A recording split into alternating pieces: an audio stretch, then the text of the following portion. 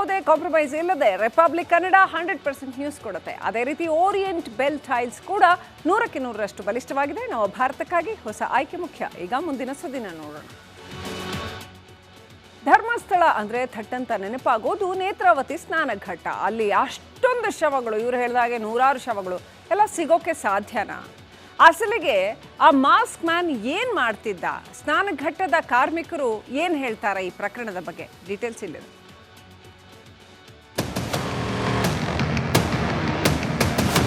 ಧರ್ಮಸ್ಥಳಕ್ಕೆ ಬಂದವರು ಸೀದಾ ಹೋಗೋದು ನೇತ್ರಾವತಿ ಸ್ನಾನಘಟ್ಟಕ್ಕೆ. ಅಲ್ಲಿಂದ ಸ್ನಾನ ಮಾಡಿ ದೇವರ ದರ್ಶನಕ್ಕೆ ಹೋಗ್ತಾರೆ. ಬಂದವರೆಲ್ಲ ದೇವರ ದರ್ಶನಕ್ಕೆ ಬರಲ್ಲ, ಕೆಲವರು ಶಿವನ ಪಾದ ಸೇರಲು ಬರ್ತಾರೆ.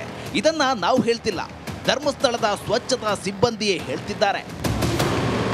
ನೇತ್ರಾವತಿಯಲ್ಲಿ ಹೆಣಗಳು ತೇಲಿ ಬರ್ತವೆ. ಸ್ಫೋಟಕ ರಹಸ್ಯ ಬಿಚ್ಚಿಟ್ಟ ನದಿ ಸ್ವಚ್ಛತಾ ಸಿಬ್ಬಂದಿ ಡೇ 1ನಿಂದ ರಿಪಬ್ಲಿಕ್ ಕನ್ನಡ ಧರ್ಮಸ್ಥಳದಲ್ಲಿ ಬೀಡು ಬಿಟ್ಟಿದೆ. ನೇತ್ರಾವತಿ ನದಿ ತೀರದ ದಟ್ಟಾರಣ್ಯದಿಂದಲೇ ಗ್ರೌಂಡ್ ರಿಪೋರ್ಟ್ ಕೊಡ್ತಿದ್ದೇವೆ. ನೇತ್ರಾವತಿ ನದಿಯಲ್ಲಿ ಅಷ್ಟು ಹೆಣ ಸಿಗಲು ಸಾಧ್ಯನಾ? ದೇಗುಲದಿಂದ ನೇಮಕವಾದ ನದಿ ಸ್ವಚ್ಛತಾ ಸಿಬ್ಬಂದಿ ಏನು ಹೇಳ್ತಿದ್ದಾರೆ ಕೇಳಿ. ಈಗ ನಾವಿಲ್ಲಿ ದೇವಸ್ಥಾನ ಪರವಾಗಿ ಕೆಲಸ ಮಾಡೋದು.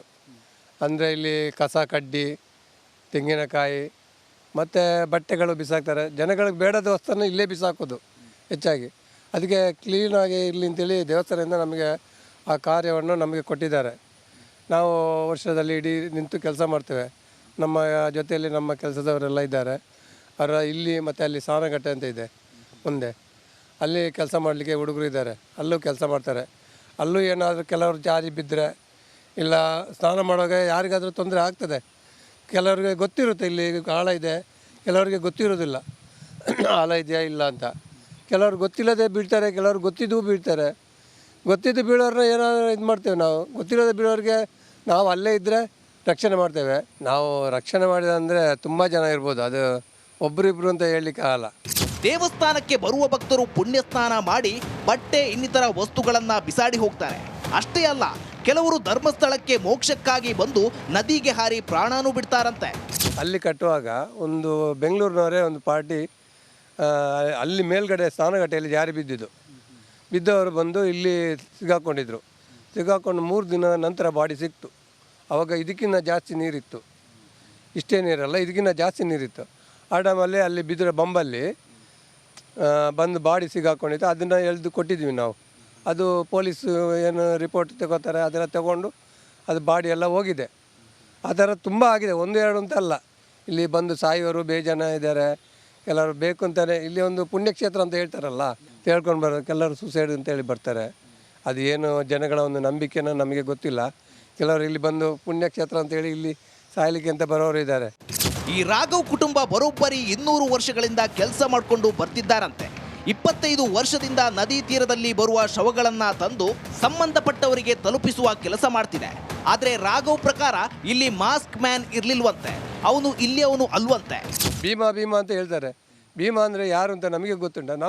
ನಾನೀಗ ಇಲ್ಲಿ ಒಂದು 25 ವರ್ಷದಿಂದ ಕೆಲಸ ಮಾಡ್ತೇನೆ ನೇತ್ರಾವತಿ. ಅವನು ನನ್ನ 25 ವರ್ಷದ ಸರ್ವಿಸಲ್ಲಿ ನಾನು ಅವನು ಭೀಮಾ ಅನ್ನೋನು ಯಾರು ನೋಡಲೇ ಇಲ್ಲ. ಬೇರೆ SIT ತನಿಖೆ ಆಗ್ತಿದೆ, ಸತ್ಯತೆ ಹೊರಬರ್ತದೆ. ಅದು SIT ತನಿಖೆ ಆಗೋದು ಒಳ್ಳೆಯದೇ. ಯಾಕೆಂದರೆ ಕ್ಷೇತ್ರದ ಮೇಲೆ ಈ ಥರ ಅಪಪ್ರಚಾರ ಮಾಡೋದು, ಸ್ವಾಮೀಜಿಯವರ ಮೇಲೆ ಅಪಪ್ರಚಾರ ಮಾಡೋದು, ಮತ್ತು ಊರಿನವ್ರಿಗೂ ನಮಗೂ ಕೆಟ್ಟ ಹೆಸರು. ನಮಗೆ ಕೆಟ್ಟ ಹೆಸರು ಆದರೆ ನಮ್ಮ ಊರಿನ ದೇವಸ್ಥಾನಕ್ಕೂ ಕೆಟ್ಟ ಹೆಸರೇ. ಆ ಕೆಟ್ಟ ಹೆಸರು ದೇವಸ್ಥಾನಕ್ಕೆ ಬಂದ್ರೇನು ನಮಗೆ ಬಂದ್ರೇನು ಎಲ್ಲ ಒಂದೇ ಅಲ್ಲ. ಅದಕ್ಕಾಗಿ ನಾವು ಹೇಳೋದಂದರೆ ನಾವು ಇಷ್ಟವರೆಗೆ ಆ ಥರದ್ದು ಯಾವುದೂ ನೋಡಲಿಲ್ಲ. ಮತ್ತು ಈ ಥರ ನೀವು ಹೇಳ್ದಾಗೆ ಸ್ವಾಭಾವಿಕವಾಗಿ ಸಾಯೋದು, ಕಾಲು ಜಾರಿ ಬೀಳೋದು, ಕೆಲವರು ಸೂಸೈಡ್ ಪಾಯಿಂಟ್ ಮಾಡ್ಕೊಳ್ಳಿ ಬರೋದು ಅದೇ ಇದ್ದಿದ್ದೆ. ನೇತ್ರಾವತಿ ದಡದಲ್ಲಿ ಕೊಲೆಗಳು ನಡೆದಿವೆ. ಮತ್ತು ಕೆಲವರೆಲ್ಲ ಕರ್ಕೊಂಡು ಬಂದು ಇಲ್ಲಿ ಕೊಲೆ ಮಾಡಿ ಹೋಗುವಂಥದ್ದು ಇದೆ. ಕೆಲವೊಮ್ಮೆ ಸಿಕ್ಕಿಬಿದ್ದದ್ದು ಇದೆ. ಕೆಲವರು ಇಲ್ಲಿ ಬಂದು ಹುಡುಗಿಯರನ್ನೆಲ್ಲ ಕರ್ಕೊಂಡು ಬಂದು ಇಲ್ಲಿ ಕಲ್ಲು ಹೊತ್ತಾಕಿ ಎಲ್ಲ ಕೊಂದು ಹೋಗಬೇಕಾದ್ರೆ ಇಲ್ಲಿ ಕೆಲವರೆಲ್ಲ ಅಬ್ಸರ್ವ್ ಮಾಡ್ತಾರೆ. 2-3 ಜನ ಹೋಗೋದು, ಎಷ್ಟು ಜನ ವಾಪಸ್ ಬರುವಾಗ ಒಬ್ಬೊಬ್ಬ ಇದ್ದರೆ ಅಬ್ಸರ್ವ್ ಮಾಡಿ ಇಲ್ಲಿ ಕಂಪ್ಲೇಂಟ್ ಮಾಡ್ತಾರೆ. ಹಾಗೆ ಕಂಪ್ಲೇಂಟ್ ಮಾಡಿ ಹಿಡಿದು ಪೊಲೀಸರಿಗೆ ಕೊಟ್ಟಂಥ ಘಟನೆಗಳು ಇದ್ದಾವೆ ಇಲ್ಲಿ. ಒಟ್ಟಿನಲ್ಲಿ ಈ ರೀತಿಯಾದಂತಹ ಮಾಹಿತಿಗಳನ್ನು ಸ್ಥಳೀಯರು ಹಂಚಿಕೊಳ್ತಾ ಇರುವಂಥದ್ದು. ಸದ್ಯ SIT ತನಿಖೆ ನಡೀತಾ ಇದೆ. ತನಿಖೆಯ ಬಳಿಕವಷ್ಟೇ ಸತ್ಯಾಸತ್ಯತೆ ಹೊರಬೀಳಿದೆ. ಕ್ಯಾಮ್ರಾ ಪರ್ಸನ್ ದಿವಾಕರ್ ಪದ್ಮಂಜ ಜೊತೆ ದಿನೇಶ್ ಕಾಶಿಪಟ್ನ, ರಿಪಬ್ಲಿಕ್ ಕನ್ನಡ, ಯಾವುದೇ ಕಾಂಪ್ರಮೈಸ್ ಇಲ್ಲದೆ ರಿಪಬ್ಲಿಕ್ ಕನ್ನಡ 100% ನ್ಯೂಸ್ ಕೊಡುತ್ತೆ. ಅದೇ ರೀತಿ ಓರಿಯೆಂಟ್ ಬೆಲ್ ಟೈಲ್ಸ್ ಕೂಡ 100ಕ್ಕೆ 100ರಷ್ಟು ಬಲಿಷ್ಠವಾಗಿದೆ. ನವ ಭಾರತಕ್ಕಾಗಿ ಹೊಸ ಆಯ್ಕೆ ಮುಖ್ಯ. ಈಗ ಮುಂದಿನ ಸುದ್ದಿನ ನೋಡೋಣ.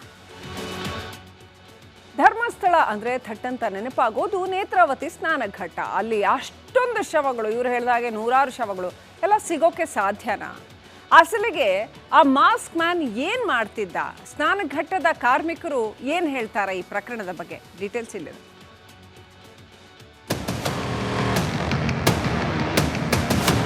ಧರ್ಮಸ್ಥಳಕ್ಕೆ ಬಂದವರು ಸೀದಾ ಹೋಗೋದು ನೇತ್ರಾವತಿ ಸ್ನಾನಘಟ್ಟಕ್ಕೆ. ಅಲ್ಲಿಂದ ಸ್ನಾನ ಮಾಡಿ ದೇವರ ದರ್ಶನಕ್ಕೆ ಹೋಗ್ತಾರೆ. ಬಂದವರೆಲ್ಲ ದೇವರ ದರ್ಶನಕ್ಕೆ ಬರಲ್ಲ, ಕೆಲವರು ಶಿವನ ಪಾದ ಸೇರಲು ಬರ್ತಾರೆ. ಇದನ್ನ ನಾವು ಹೇಳ್ತಿಲ್ಲ, ಧರ್ಮಸ್ಥಳದ ಸ್ವಚ್ಛತಾ ಸಿಬ್ಬಂದಿಯೇ ಹೇಳ್ತಿದ್ದಾರೆ. ನೇತ್ರಾವತಿಯಲ್ಲಿ ಹೆಣಗಳು ತೇಲಿ ಬರ್ತವೆ. ಸ್ಫೋಟಕ ರಹಸ್ಯ ಬಿಚ್ಚಿಟ್ಟ ನದಿ ಸ್ವಚ್ಛತಾ ಸಿಬ್ಬಂದಿ. ಡೇ 1ನಿಂದ ರಿಪಬ್ಲಿಕ್ ಕನ್ನಡ ಧರ್ಮಸ್ಥಳದಲ್ಲಿ ಬೀಡು ಬಿಟ್ಟಿದೆ. ನೇತ್ರಾವತಿ ನದಿ ತೀರದ ದಟ್ಟಾರಣ್ಯದಿಂದಲೇ ಗ್ರೌಂಡ್ ರಿಪೋರ್ಟ್ ಕೊಡ್ತಿದ್ದೇವೆ. ನೇತ್ರಾವತಿ ನದಿಯಲ್ಲಿ ಅಷ್ಟು ಹೆಣ ಸಿಗಲು ಸಾಧ್ಯನಾ? ದೇಗುಲದಿಂದ ನೇಮಕವಾದ ನದಿ ಸ್ವಚ್ಛತಾ ಸಿಬ್ಬಂದಿ ಏನು ಹೇಳ್ತಿದ್ದಾರೆ ಕೇಳಿ. ಈಗ ನಾವಿಲ್ಲಿ ದೇವಸ್ಥಾನ ಪರವಾಗಿ ಕೆಲಸ ಮಾಡೋದು. ಅಂದರೆ ಇಲ್ಲಿ ಕಸ ಕಡ್ಡಿ, ತೆಂಗಿನಕಾಯಿ ಮತ್ತು ಬಟ್ಟೆಗಳು ಬಿಸಾಕ್ತಾರೆ. ಜನಗಳಿಗೆ ಬೇಡದ ವಸ್ತುವನ್ನು ಇಲ್ಲೇ ಬಿಸಾಕೋದು ಹೆಚ್ಚಾಗಿ. ಅದಕ್ಕೆ ಕ್ಲೀನಾಗಿ ಇರಲಿ ಅಂತೇಳಿ ದೇವಸ್ಥಾನದಿಂದ ನಮಗೆ ಆ ಕಾರ್ಯವನ್ನು ನಮಗೆ ಕೊಟ್ಟಿದ್ದಾರೆ. ನಾವು ವರ್ಷದಲ್ಲಿ ಇಡೀ ನಿಂತು ಕೆಲಸ ಮಾಡ್ತೇವೆ. ನಮ್ಮ ಜೊತೆಯಲ್ಲಿ ನಮ್ಮ ಕೆಲಸದವರೆಲ್ಲ ಇದ್ದಾರೆ. ಅವರ ಇಲ್ಲಿ ಮತ್ತು ಅಲ್ಲಿ ಸ್ನಾನಘಟ್ಟ ಅಂತ ಇದೆ ಮುಂದೆ, ಅಲ್ಲಿ ಕೆಲಸ ಮಾಡಲಿಕ್ಕೆ ಹುಡುಗರು ಇದ್ದಾರೆ. ಅಲ್ಲೂ ಕೆಲಸ ಮಾಡ್ತಾರೆ. ಅಲ್ಲೂ ಏನಾದರೂ ಕೆಲವರು ಜಾರಿ ಬಿದ್ದರೆ ಇಲ್ಲ ಸ್ನಾನ ಮಾಡುವಾಗ ಯಾರಿಗಾದರೂ ತೊಂದರೆ ಆಗ್ತದೆ. ಕೆಲವರಿಗೆ ಗೊತ್ತಿರುತ್ತೆ ಇಲ್ಲಿ ಆಳ ಇದೆ, ಕೆಲವರಿಗೆ ಗೊತ್ತಿರೋದಿಲ್ಲ ಆಳ ಇದೆಯಾ ಇಲ್ಲ ಅಂತ. ಕೆಲವರು ಗೊತ್ತಿಲ್ಲದೆ ಬೀಳ್ತಾರೆ, ಕೆಲವರು ಗೊತ್ತಿದ್ದು ಬೀಳ್ತಾರೆ. ಗೊತ್ತಿದ್ದು ಬೀಳೋರನ್ನ ಏನಾದರೂ ಇದು ಮಾಡ್ತೇವೆ ನಾವು. ಗೊತ್ತಿಲ್ಲದೆ ಬೀಳೋರಿಗೆ ನಾವು ಅಲ್ಲೇ ಇದ್ದರೆ ರಕ್ಷಣೆ ಮಾಡ್ತೇವೆ. ನಾವು ರಕ್ಷಣೆ ಮಾಡಿದಂದರೆ ತುಂಬ ಜನ ಇರ್ಬೋದು, ಅದು ಒಬ್ಬರಿಬ್ಬರು ಅಂತ ಹೇಳಲಿಕ್ಕೆ ಆಗಲ್ಲ. ದೇವಸ್ಥಾನಕ್ಕೆ ಬರುವ ಭಕ್ತರು ಪುಣ್ಯ ಸ್ನಾನ ಮಾಡಿ ಬಟ್ಟೆ ಇನ್ನಿತರ ವಸ್ತುಗಳನ್ನು ಬಿಸಾಡಿ ಹೋಗ್ತಾರೆ. ಅಷ್ಟೇ ಅಲ್ಲ, ಕೆಲವರು ಧರ್ಮಸ್ಥಳಕ್ಕೆ ಮೋಕ್ಷಕ್ಕಾಗಿ ಬಂದು ನದಿಗೆ ಹಾರಿ ಪ್ರಾಣನೂ ಬಿಡ್ತಾರಂತೆ. ಅಲ್ಲಿ ಕಟ್ಟುವಾಗ ಒಂದು ಬೆಂಗಳೂರಿನವರೇ ಒಂದು ಪಾರ್ಟಿ ಅಲ್ಲಿ ಮೇಲ್ಗಡೆ ಸ್ನಾನಘಟ್ಟೆಯಲ್ಲಿ ಜಾರಿ ಬಿದ್ದವರು ಬಂದು ಇಲ್ಲಿ ಸಿಗಾಕೊಂಡಿದ್ರು. ಸಿಗಾಕೊಂಡು 3 ದಿನ ನಂತರ ಬಾಡಿ ಸಿಕ್ತು. ಆವಾಗ ಇದಕ್ಕಿಂತ ಜಾಸ್ತಿ ನೀರಿತ್ತು, ಇಷ್ಟೇ ನೀರಲ್ಲ, ಇದಕ್ಕಿಂತ ಜಾಸ್ತಿ ನೀರಿತ್ತು. ಆ ಟೈಮಲ್ಲಿ ಅಲ್ಲಿ ಬಿದ್ದರೆ ಬಂಬಲ್ಲಿ ಬಂದು ಬಾಡಿ ಸಿಗಾಕೊಂಡಿತ್ತು. ಅದನ್ನು ಎಳೆದು ಕೊಟ್ಟಿದ್ವಿ ನಾವು. ಅದು ಪೊಲೀಸು ಏನು ರಿಪೋರ್ಟ್ ತಗೋತಾರೆ ಅದೆಲ್ಲ ತಗೊಂಡು ಅದು ಬಾಡಿ ಎಲ್ಲ ಹೋಗಿದೆ. ಆ ಥರ ತುಂಬ ಆಗಿದೆ, 1-2 ಅಂತ ಅಲ್ಲ. ಇಲ್ಲಿ ಬಂದು ಸಾಯೋರು ಬೇಜನ ಇದ್ದಾರೆ. ಕೆಲವರು ಬೇಕು ಅಂತಲೇ ಇಲ್ಲಿ ಒಂದು ಪುಣ್ಯಕ್ಷೇತ್ರ ಅಂತ ಹೇಳ್ತಾರಲ್ಲ, ಹೇಳ್ಕೊಂಡು ಬರೋದು. ಕೆಲವರು ಸುಸೈಡ್ ಅಂತೇಳಿ ಬರ್ತಾರೆ. ಅದು ಏನು ಜನಗಳ ಒಂದು ನಂಬಿಕೆನ ನಮಗೆ ಗೊತ್ತಿಲ್ಲ. ಕೆಲವರು ಇಲ್ಲಿ ಬಂದು ಪುಣ್ಯಕ್ಷೇತ್ರ ಅಂತೇಳಿ ಇಲ್ಲಿ ಸಾಯಲಿಕ್ಕೆ ಅಂತ ಬರೋರು ಇದ್ದಾರೆ. ಈ ರಾಘವ್ ಕುಟುಂಬ ಬರೋಬ್ಬರಿ 200 ವರ್ಷಗಳಿಂದ ಕೆಲಸ ಮಾಡಿಕೊಂಡು ಬರ್ತಿದ್ದಾರಂತೆ. 25 ವರ್ಷದಿಂದ ನದಿ ತೀರದಲ್ಲಿ ಬರುವ ಶವಗಳನ್ನು ತಂದು ಸಂಬಂಧಪಟ್ಟವರಿಗೆ ತಲುಪಿಸುವ ಕೆಲಸ ಮಾಡ್ತಿದೆ.